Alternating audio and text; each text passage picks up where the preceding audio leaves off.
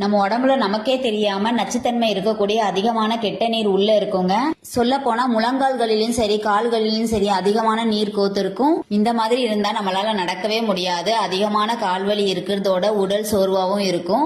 இந்த வாத நீர்னு சொல்லக்கூடிய கெட்ட நீரை இதை சுலபமா கரைச்சு வெளியேற்றுறதுக்கு ஒரு அருமையான தேநீர் எப்படி செய்யுதுன்னு பார்க்கலாமா? ஒரு பாத்திரத்துல 1 ஸ்பூன் சோம்பு, 4 புதினா இலை, 4 மிளகு இதை சேர்த்து விட்டுறலாம். கூடவே 1 கிளாஸ் தண்ணீர் சேர்த்துட்டு நல்லா காய்ச்சி எடுக்கணும். அதாவது பாதி கிளாஸ் வர வரைக்கும் நல்லா சுண்ட காய்ச்சி எடுக்கணும். அதுக்கப்புறமா நம்ம இதை வடிகட்டிட்டு தினமும் காலையில 1 மாசத்துக்கு இதை நம்ம தொடர்ந்து குடிச்சிட்டு வந்தா நல்ல ரிசல்ட் கிடைக்கும். அதே போல அதிகமான கால் வீக்கமும் சரி கால் வலியும் இருக்கிறவங்களுக்கு அடுத்ததா ஒரு தேநீர் எப்படி செய்யுதுன்னு பார்க்கலாமா?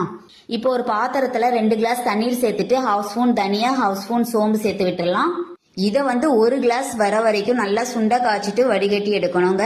இதையும் தினந்தோறும் காலையில வெறும் வயிற்றுல குடிச்சிட்டு வந்தோம்னா கால் வலி சரியாகிறதோட கெட்ட நீரையும் கரைச்சி வெளியே எடுத்துட்டு வந்துருங்க.